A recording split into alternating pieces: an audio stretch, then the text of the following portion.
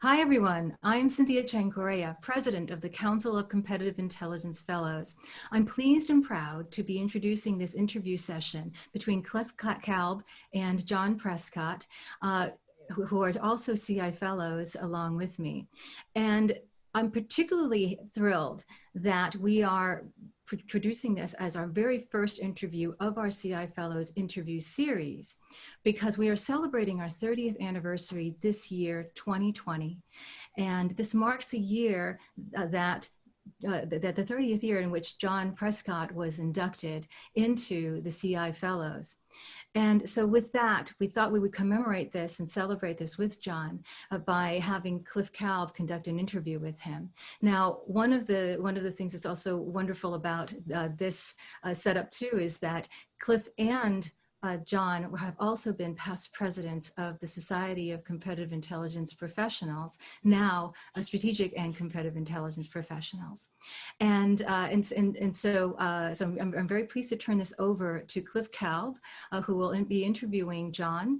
And for those of you who also might be interested in some interesting tidbits, John also delivered the very first online CI course in 1986 to his students at the Katz school. So with that, I'm going to turn this over to Cliff Kalb, and I'm interested in hearing this interview because Cliff has had extensive experience interviewing most CI fellows. And Cliff, you've probably had the distinction of having interviewed more CI professionals than anybody else. Is that right?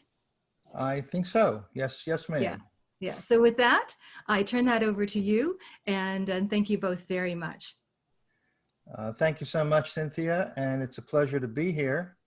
Let me formally introduce John Prescott, Dr. John Prescott, who is the Thomas O'Brien Chair of Strategy at the Katz Business School at the University of Pittsburgh, and a good friend and colleague. John, welcome. Thank you, Cliff. Happy to be here. Looking forward to having a lively discussion. Great. Let's get started right at the beginning. Tell me how you originally got interested in the field of intelligence and strategy. I recall that you perhaps might have had some activity or an occurrence that occurred that gave you an interest in this field early in your career. Yeah, thank you, Cliff. One of the things is that timing and luck is everything, as we know. And I think this happened to me as well. When I went to Penn State for my PhD, I was in IO psychology previously and was working at the famed AT&T industrial psychology group. So I didn't even know what the field of strategy was, but a couple of professors pulled me in the office, which is never typically a good thing, and explained to me what the field is about, and I found it interesting. As a result, I majored in strategy, and I had a minor in what we call industrial organizational economics. So what became clear to me that led to the interest in intelligence was the economists look at industries and think that structure of an industry determines the performance of firms and the industry, whereas strategy looks at the firm and then thinks about how the industry might affect it a little bit, and then looks at firm performance. I saw them talking past each other, but to do either economics or strategy, you really have to have intelligence about the industry, about the firm, and so my question became very quickly, how are firms actually using, integrating, developing intelligence? And that led me into the interface between strategy and intelligence. Very interesting. What actually prompted you to enter the field? One time, I think you told me a story about observing some workers who were pouring molten steel in Pittsburgh as a youngster, and somehow that was connected to your interest in getting into the field. Can you explain that story? Sure. I grew up in a place, Arnold, New Kensington, in Western Pennsylvania, right on the river, the Allegheny River, the best of the three rivers, as we would say. So there's lots of steel mills. And at night, we played down at the river and stuff like that all the time. At night when they poured steel, it would light up the sky. And it was always, there would be silhouettes of the whole steel plants. And as you know, those plants are rather huge. And I was curious. I would look at these things and I would say to myself, how can you build something so big and complex? And how can you actually make it run? Now, as a little kid, I didn't quite frame it that way, but that was what I was looking at, you know, and thinking about at the time. And so, you know, I'm a curious type of person. And so as I went through colleges, it became something I kept on looking at. How do you think about running and managing complex organizations? And that's what really motivated me to go from psychology, which I was in, to business. And then you had a chance to travel down to meet a lady named Leela Kite, I believe, who had something to do with the founding of SCIP. Can you tell us about that? Yeah, that was when I was at Penn State, and as part of this, what I was noticing is that in the academic literature, while we talked about the environment, primarily they talked about it as perceived environmental uncertainty, but there really wasn't a lot going on from what I could see in a practitioner nature.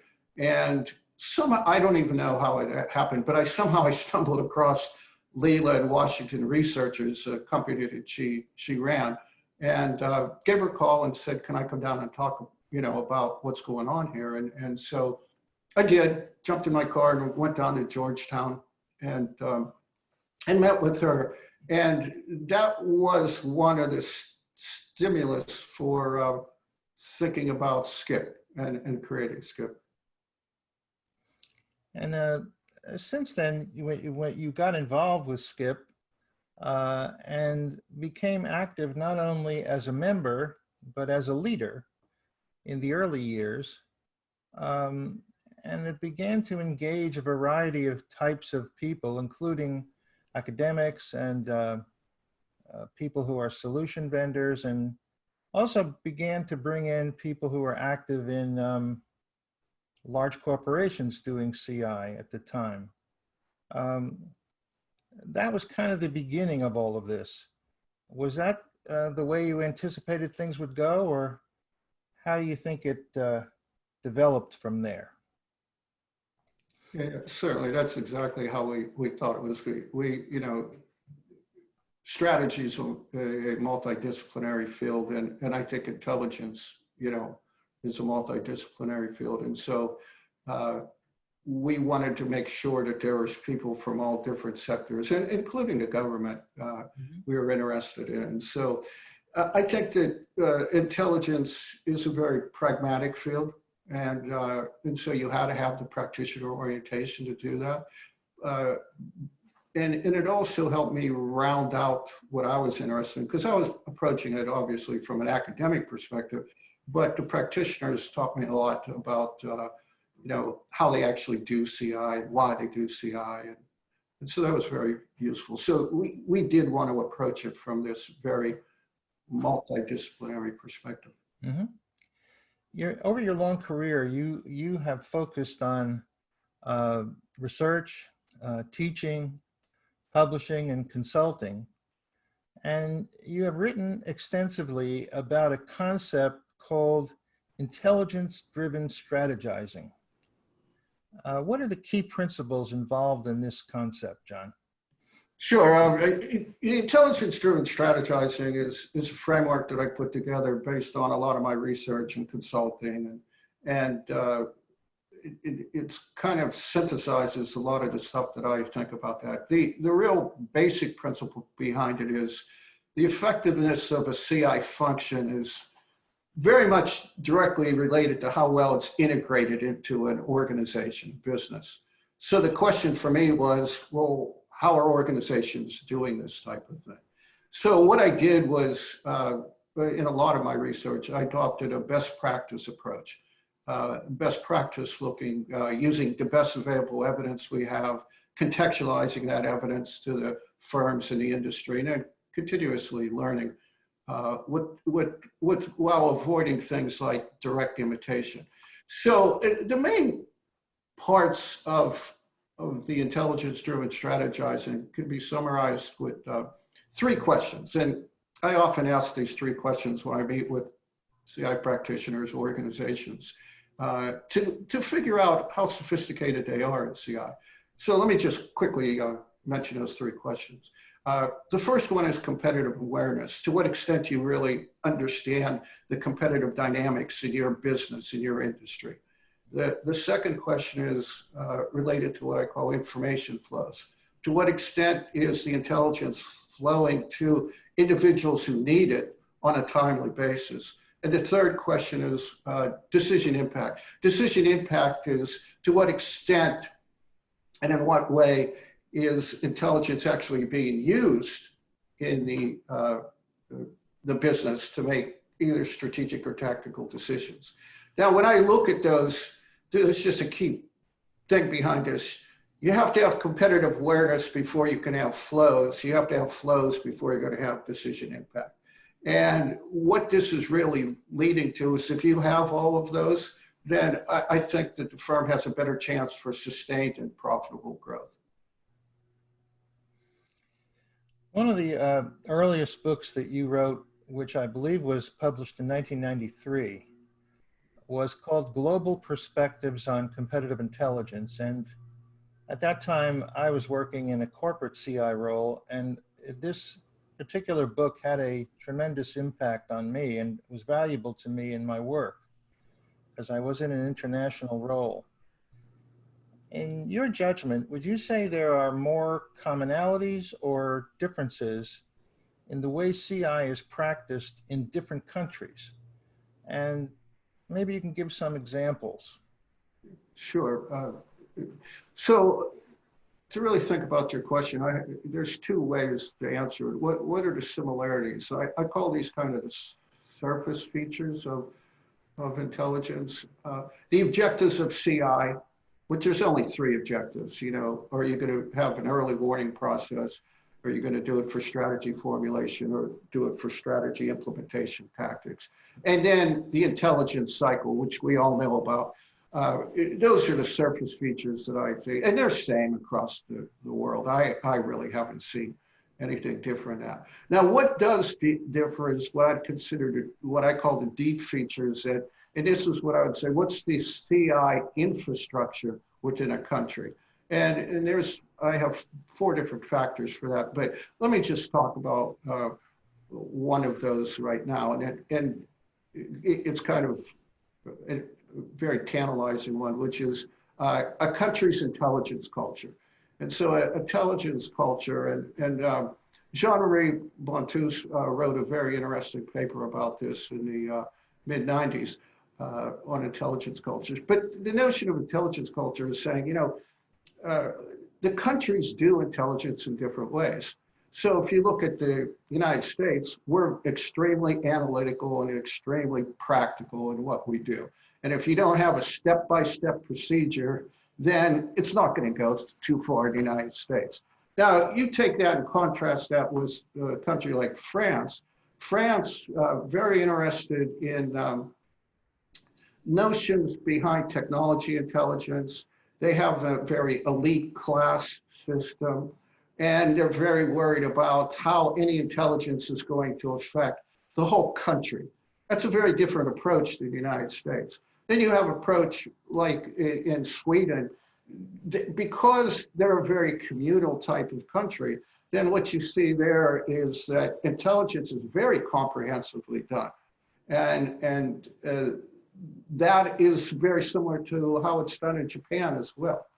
Now, if you take somebody like China, China has a very strong goal of economic dominance. And due to that, their intelligence culture is one that, you know, doesn't embrace things like intellectual property, because intellectual property is something somewhat contrary to Confucianism. if something is known, then everybody should have the opportunity to know what that is. And so those are a couple of examples of this notion of how countries really differ. But they also differ in other ways, such as the infrastructure they have for information technology. Some being very well developed, others not so much. They differ in the rules of the game, what I call the rules of the game. Things like intellectual property protection, competition laws, in ethics that you see. And then finally, they differ in the what I call the knowledge base of CI in a country, which deals with, how many vendors are there around to do this? Is it being taught in the universities or not? How many practitioners do they have? And so I think I find going across the world and talking to people in different countries very fascinating, because some people just don't even get it. When I first went to Japan, they said, I don't get this. And the reason why they didn't get it is because it was part of their culture. They didn't separate intelligence from business, from everyday life. So it's very fascinating. Yeah, also one of the things that just occurred to me was, as you traveled around the world, did you also find that there was confusion or sort of a question about the relationship between what was classically known as military intelligence and what became business intelligence? I think of China in that regard in particular. Yeah, one of the biggest things that we had to deal with, especially in the early days of SCIP, was trying to differentiate these concepts. And the biggest difference is that competitive intelligence is legal and ethical, and country intelligence doesn't often need to deal with those things. I mean, it's just different in that respect. The other big difference is that if you look at, like our CIA, if they're spending billions and billions of dollars in intelligence, companies don't have the billions and billions to do that. So, this is where, I don't know if I was the first person to talk about this, but I always viewed governments as a vacuum cleaner. They just suck up everything that they can. And businesses couldn't operate like a vacuum cleaner. And what we had in the early days was a lot of people moving out of government into business and trying to bring those tools and techniques with them. Many of them work, but this notion of a central intelligence operation in firms doesn't always work, because businesses are multi-businesses have lots of businesses that have nothing to do with each other. So having a central organization doesn't always work. The other big thing that I found was a lot of people from government viewed the intelligence cycle as CI. Mm-hmm. And I just found that as such a limited way of thinking about things, because you have to have a whole process set up. And that's part of my intelligence-driven strategy notion, that you have to set up a function, and how do you do that? And it's significantly more than the intelligence cycle. Mm-hmm. Thank you. You were one of the first recipients of the Fellows Award in 1990. And again, I want to congratulate you on the 30th anniversary of that induction. Thank you. And your colleagues were, at that time, some other names that I think are well known in the field: Jan Herring, Len Fold, and Bob Pfeiffer, who were the other initial fellows. And you served on the SCIP board at the time, at the beginning, in a leadership role, and then came back onto the board again later in the development of the organization. So you had a perspective which can put you in a position to be able to comment on how things have changed. And I'm interested in your opinion about how much the field has changed, or how much it has not changed over the past 30 years. And then after you think that through, maybe you should comment a bit about how you think it should change in the future. What are your thoughts about that, John? Yeah, thanks, Cliff. That was a great class that I came in with as the fellows. It was a great honor, and all of them are well-deserving fellows and good friends. One of the things, going to your question, is that there's still the same nagging issues. Ethics is a nagging issue. We have there's a code of conduct, but it's never enforced. The real issue of professionalization of the field, are we a profession or not? That's still a nagging question. It hasn't changed. Complaints about managerial attention to CI is still around. Focus on sophistication of the analysis of CI done by practitioners. Having enough electives and courses in business schools, information science schools has always been a nagging problem. So those things are the same. We get better at some of these things, and the ebb and flow goes, but those things are really the same. And one of the other problems I think we've always had as a field is that we're very good with novices. We're not so good with the advanced CI practitioner. And I mean, that was one of the stimulants for the new organization that we have of the CI fellows. How can we help? Tim Kindle, when he was at Kodak, always talked about that. What is there for those of us that are more advanced? And it's the same way now with Skip. Now, going forward, there's two things that I was always sorry I didn't push harder for. One was counterintelligence. We got talked out of that by some of the people, and I think that was a big mistake. You see it now. We suffer as a field because we never really engaged counterintelligence as we should have, because that would have opened us up much more to IT type of issues and other type of issues, security and so forth issues, but we never did that. The second area that I'm looking at more closely now is public policy. Again, we talked ourselves out of any public policy role. And I often wondered, why did we move to DC if we're going to talk ourselves out of a public policy role? Mm-hmm. And if you ask me what I think we should be doing in the future, I think those are two main things that we should be doing. Get involved with public policy. You have to advocate. And then the second is, embrace the counterintelligence part of it. Mm-hmm.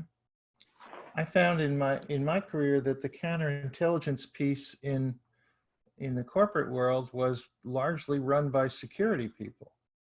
And they felt that was their turf. And if a competitive intelligence person moved into their turf, they pushed them out. Yeah, that was one of the big arguments. But that argument also, a lot of that was physical security, as I remember too. And as lots of the internet came in and IT came in and so forth, much more. Counterintelligence moved, in a different direction to embrace not only physical, but also the information technology side of that. Right.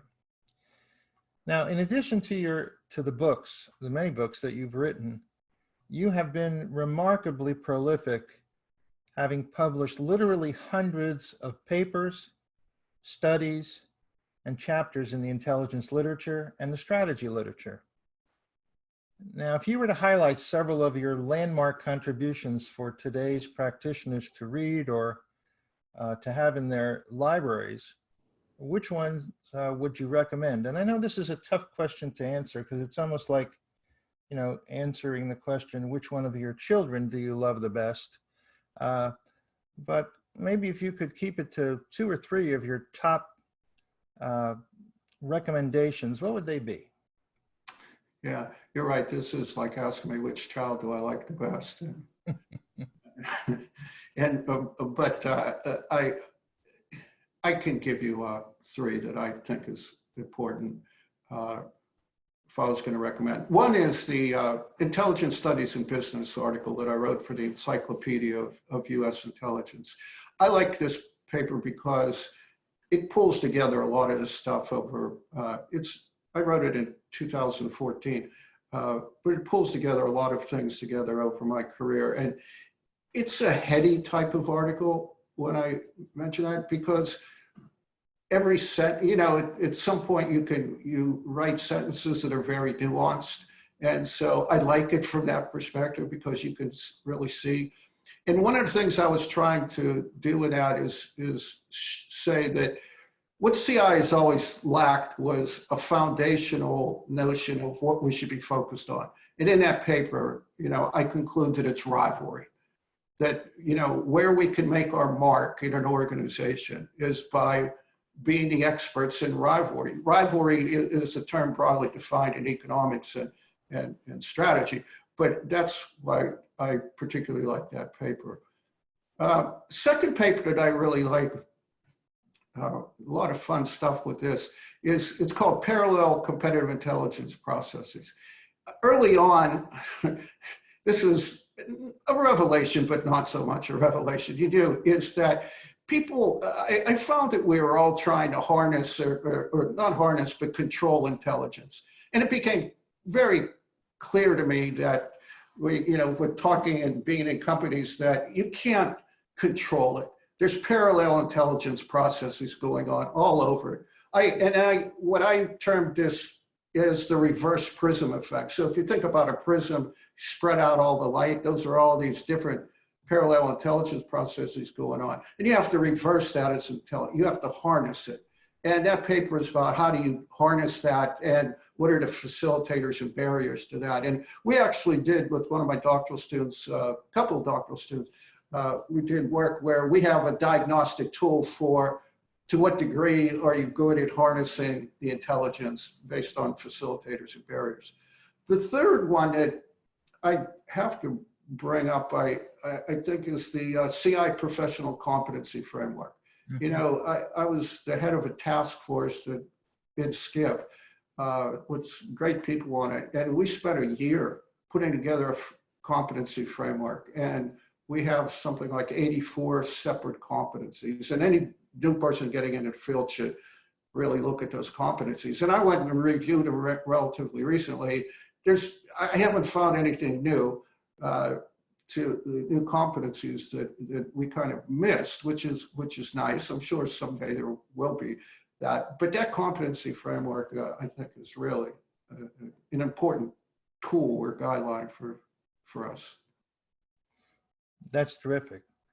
I want to move to something which is very basic, but because we have the opportunity to ask for your definitions here, which probably appeared very early in the academic literature, defining the profession or the discipline of CI and the programs that companies operate to conduct CI. And there are four particular phrases or terms that I'd like you to take a shot at. The first is defining a CI program. The second would be the definition of what is competitive intelligence. The other one, which comes up so often in the literature, is actionable foresight. And the last one is the concept of competitive dynamics. Maybe you could take a shot at how you would define these terms. Sure. This is something that we've struggled with a lot. And actually my classes when I teach, this is one I have those four built into my syllabus. And we talk about that because it was something we've struggled with for a long time, mixing up terms. Now, I've never really gotten hung up on these terms, and whether it's market research or some other type, I don't really get hung up on these competitor versus competitive. We had this, but let me talk about try to get at your question. And let me start with what I define competitive intelligence as. Okay. It's a process of developing actionable foresight. Because this definition embraces a lot of things you ask. It's a process for developing actionable foresight regarding competitive dynamics that can be used to enhance the speed and quality of decision making. So I've always focused on the notions that why do we do this? Because you want people and organizations to make quicker decisions and better decisions, high quality decisions. That's what we really should be doing, I think. Now, what are we making those decisions about is the question you ask about competitive dynamics. Competitive dynamics, to me, is the components in the external environment. And so when we look at those things, we call them non-market factors, such as the government is a non-market factor that plays in this. We talk about how industries evolve. We talk about rivalry, you know, how firms are engaged in competition with each other. You have to look at potential competitors. You have to look at the broad macro environment that's going on. And so that's what we talk about is competitive dynamics. And a lot of economics and strategies deals with those type of topics and analytical techniques for them. Now, when I talk about actionable foresight,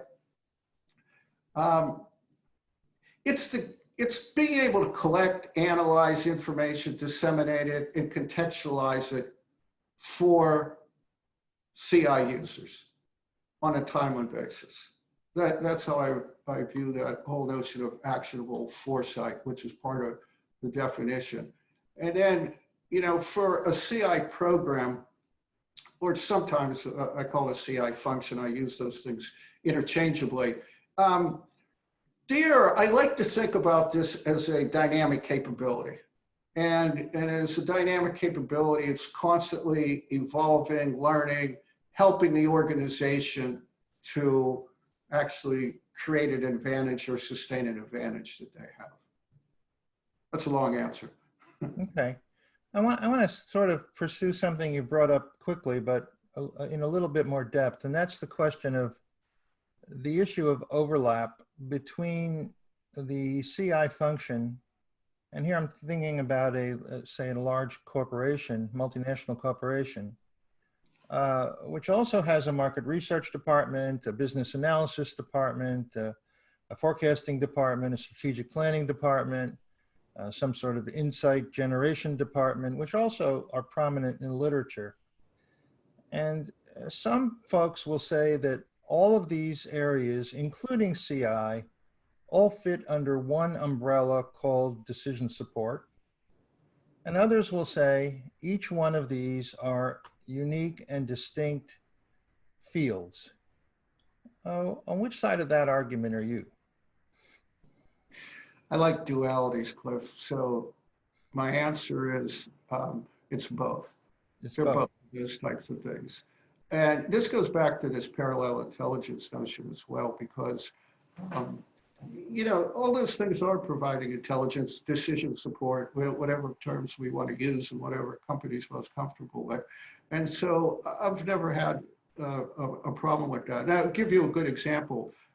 In marketing, there's, you know, market intelligence, right? And so, and what they did was create a term called market orientation. If you look at market orientation, A.J. Cooley and Bernie Jaworski actually were doctoral students at Pitt when they started working on that. And that market orientation in the marketing field is one of their, you know, primary concepts. And if you look at it, you would say, this is what CI is doing. But it's focusing in there because they're marketing on the customer. And which marketing does, that's their main thing, customer. So this is another reason why in that encyclopedia article, I said, you know, how do we differentiate ourselves? To me, the way we differentiate is we're on rivalry, you know, and extend what we call extended rivalry, going into things like ecosystems and so forth. And if we want to differentiate ourselves, that's one way of doing it. Nobody has claimed rivalry as their, you know, main thing, like marketing has claimed a customer, you know, or supply chain is, you know, claimed things with who their suppliers are and how you move things along, both in and out of the company. So the way I feel about these things is, you know, we have to work with them all to coordinate the intelligence. You know, we have to harness it, not control it. Okay. John, so far I think we've covered a lot of ground, and your answers have been terrific. I think we should take a little break and then come back and pick it up in a little while.